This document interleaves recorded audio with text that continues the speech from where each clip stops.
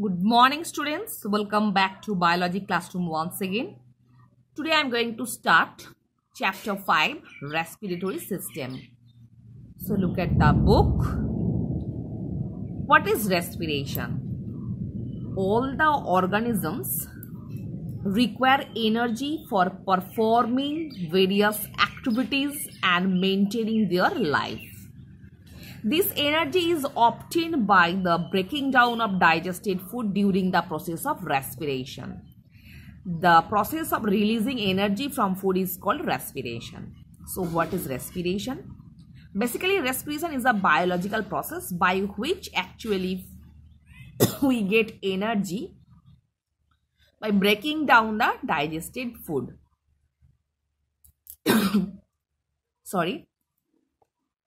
The process of respiration involves taking in oxygen into the cells, using it for releasing energy by burning of food, and them eliminating the waste products from the body. This energy is used by the living things. So normally in the respiration process, which kind of food we intake, this digested food is properly breaking down in the presence of oxygen and we will get energy, and it also eliminate the waste product from itself. This energy we will get from the respiration process. There are two main parts in the process of respiration. First one is breathing, taking in oxygen from air and releasing carbon dioxide.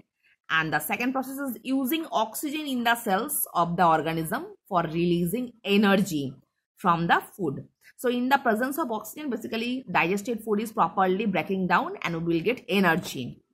The process of respiration can be written in the form of word equation as follows. Glucose plus oxygen. So glucose is actually digested food. It is breaking down in the presence of oxygen through respiration process, produce carbon dioxide, water and energy as a waste product. So the air which we breathe in is transported to all parts of the body and ultimately to each cell of the body. मतलब जो oxygen हम लोग ले रहे हैं वो शरीर के अंदर घुसने के बाद हर सेल में जा रहा है. In the cells, oxygen brings about the breakdown of glucose.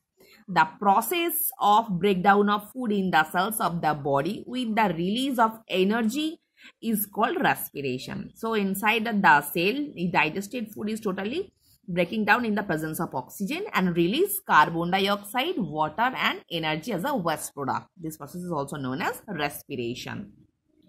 Since the process of respiration which release energy from food takes place inside the cells of the body, that's why it is also known as cellular respiration.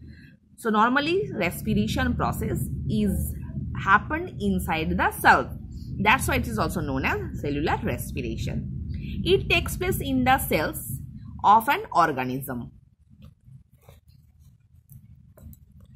The process of respiration takes place partially in the cytoplasm and partially in the mitochondrion of the cell. So normally the respiration takes place inside the cell, in the cytoplasm and partially in mitochondria. Types of respiration. Depending on the presence or absence of oxygen, living organism shows two types of respiration. Aerobic respiration and anaerobic respiration. So due to the presence of oxygen and absence of oxygen, respiration are two types, aerobic respiration and anaerobic respiration. So what is aerobic respiration? The respiration which uses oxygen is called aerobic respiration. So in which respiration process normally is happened in the presence of oxygen, that is aerobic respiration. In other words, when the breakdown of glucose occur with the use of oxygen, it is called aerobic respiration. So ऐसे भी हम लोग घुमा के बोल सकते हैं, normally जब digested food is totally breaking down in the presence of oxygen, उस respiration को हम लोग क्या बोलेंगे? Aerobic respiration.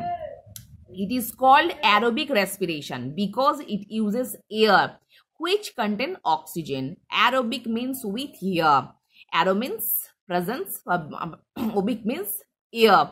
So presence of air, that is also known as aerobic respiration. In aerobic respiration, the glucose is completely broken down into carbon dioxide and water with the use of oxygen, and energy is released.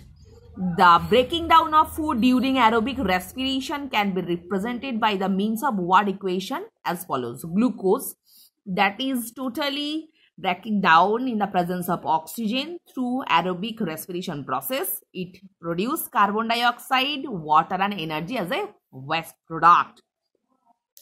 So which respiration process? Normally digested food is totally breaking down and release energy, carbon dioxide and water. This process is also known as aerobic respiration.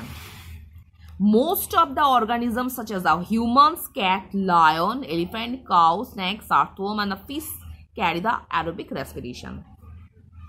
Next, anaerobic respiration. The respiration which takes place without using oxygen is called anaerobic respiration.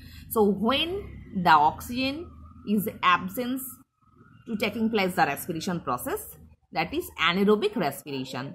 In other words, when the breakdown of glucose occurs without the use of oxygen, it is called anaerobic respiration. So normally respiration process जब होता है जिस respiration के द्वारा oxygen की जरूरत नहीं होता है उसको हम लोग क्या बोलेंगे? anaerobic respiration. It is called anaerobic respiration because it takes place without air which contains oxygen. Anaerobic means without air. So normally which kind of respiration is occurred in the absence of oxygen? That is anaerobic respiration. In anaerobic respiration, the microorganism like yeast break down glucose in the absence of oxygen. So normally lower class organisms use the anaerobic respiration. In this process, normally oxygen to form alcohol and carbon dioxide and release energy. That is the word equation. Glucose in the absence of oxygen it produce alcohol, carbon dioxide and energy. Here is the difference between anaerobic respiration and aerobic respiration. So in case of aerobic respiration, energy is produced by the breaking down of food. Energy is produced by the breaking down of food. Next takes place in the presence of oxygen and takes place in the absence of oxygen. Now complete breakdown of food or partial breakdown of food. Next, the end products are carbon dioxide and water, and the end products may be alcohol and carbon dioxide. Produces the considerable amounts of energy and much less energy is produced. So here is the difference, and student you have to learn the difference. From there short question will be come. So student, I hope all of you have understood what I will discuss today. So for today up to this portion.